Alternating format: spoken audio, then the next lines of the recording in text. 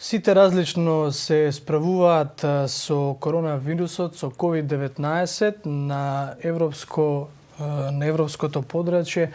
Може би државите од Европската Унија немаат некој унифициран став на мерки, бидејќи Холандија постапува на еден начин, државите како најпогодените Италија, Шпанија, Германија на друг начин, меѓутоа сите тие некако се слични, така и на Балканот. Има и држави како Белорусија кои што како ништо да не се случува, таму се е отворено, животот се одвива нормално, иако има случаи, има и случаи како што реков и претходно, Туркменистан го има забрането зборот корона, па велат дека немаат ниту еден случај. Меѓутоа, по она што треба да значи менталитет најблизок до слободарски и цивилизацијски вредности, скандинавските вредности, кои што постојано ги не забораваме да ги нагласиме во државите кои што се стремат да бидат дел од Европската Унија, меѓутоа и во самата Европска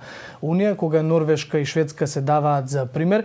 Шведска, за разлика од своите соседи, Данска и Норвешка, исто така работи на еден свој виден стоицистички принцип, односно таму дел од училиштата се затворени, односно од школите, средните училишта и факултетите, но работат основните, ако не се лажам. Меѓутоа, Бојана Атанасова ја имаме директно од Шведска. Бојана, добро утро.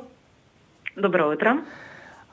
И она што ми беше пред се тема во најавата, може би Шведска ќе се изучува како најдобар пример каде што се победил COVID-19, а при тоа животот останал нормален, или како што следат деновите и гледам се поголемото расположение помеѓу швеѓаните на оние меѓународни медиуми е дека веќе почнува да влегува стравот за дека начинот на кој што се справува Шведска и не е можеби најсоодветниот. Што се случува таму? Токму така, дадовте убаво интро, јас ви благодарам за гостувањето и што имам можност да ја споделам ситуацијата како е во Шведска. Шведските власти се доста критикувани во изминативе неколку дена за опуштениот пристап во борба против коронавирусот, но времето ќе покаже дали одлучиле правилно или не. Состојбата вчера беше 5000 заразени, 394 на интензивна нега и 253 смртни случаи.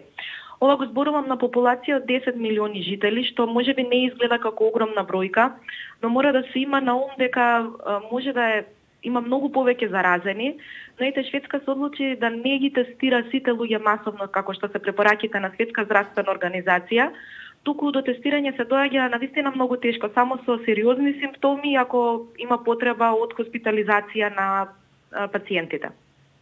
Сепак, старите лица се многу повеќе тестирани, нели, хронични болни, тие имаат предност.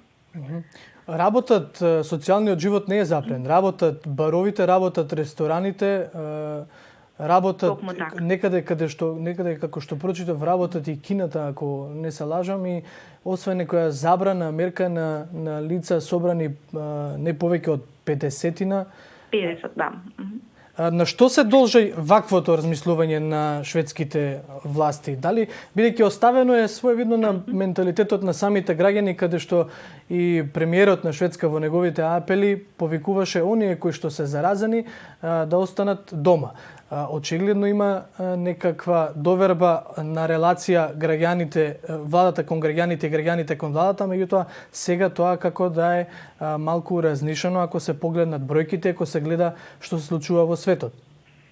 Така е, значи премиерот Стефан Лофен имаше видео обраќање кој упати апел до граѓаните да ги почитуваат препораките. Тоа се оние препораки што сите ги почитуваме, нели, мијте раце, доколку сте заразени останете дома, но граѓаните овде навистина ги слушаат властите и ги почитуваат препораките, иако навидом изгледа се нормално и функционира, значи се е отворено, сите ресторани, барови, како што кажавте, дури и ски центрите, нели, каде што и во Австрија, например, и во Италија многу се ширеше коронавирусот.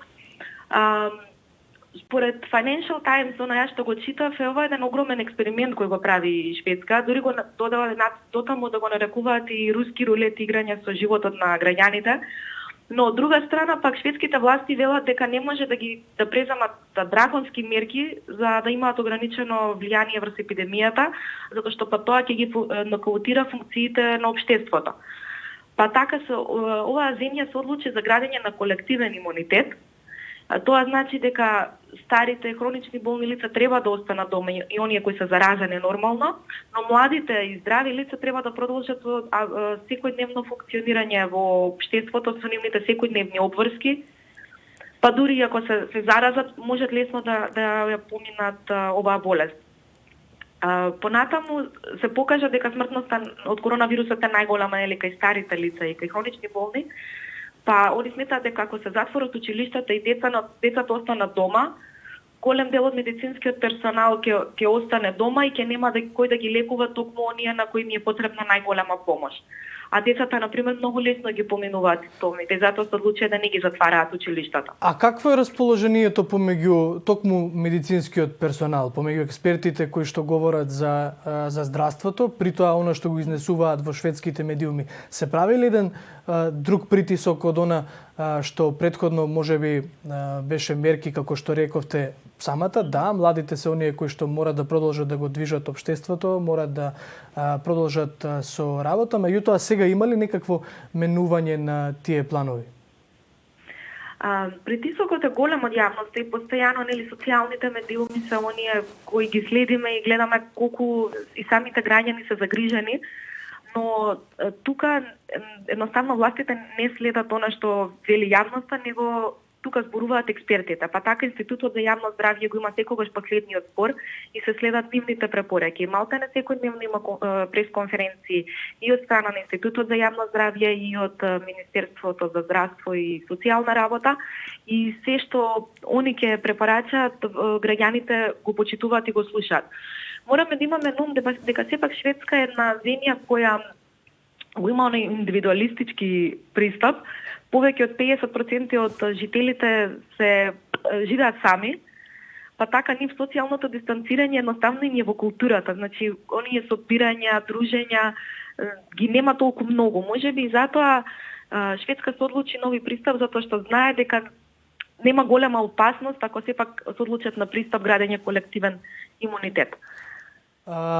Бојана Атанасова, директно од Шведска за утрински брифинг. При крајот на овој разговор само уште да прашам, бидејќи веројатно Атанасова го следевте она масовно купување на тоалетна хартија и на макарони по маркетите не само во Македонија, секаде во Западен Балкан и секаде во Европа, па дури се прави анкети и кај американците зошто купуваат тоалетна хартија.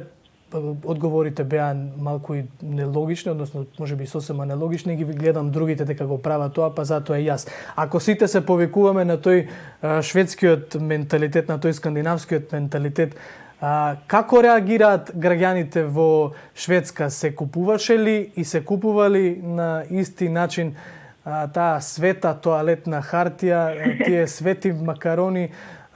Дали луѓето забрзаа во аптеките да ги земат и последните залихи на маски и ракавици во аптеките, иако властите велат дека има и од тие производи?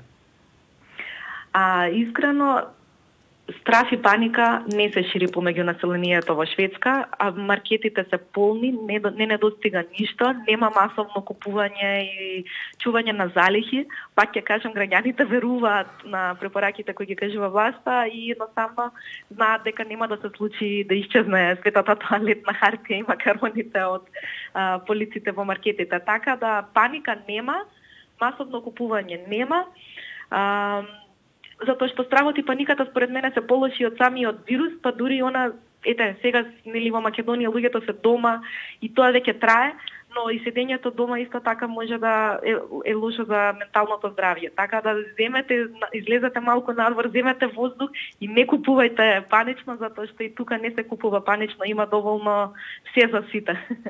Бојана Атанасова, ти благодарам за јавувањето во утрински брифинг и оно што значи, пак ќе речам, предизвикувачки модел, шведскиот модел за справување со COVID-19, или ќе се изучува како еден од најуспешните кој што продолжил да ја одржува својата економија, или ако се влоши ситуацијата, можеби како еден од најлошите, не дај Боже, нели, во Европа. Благодарам уште еднаш.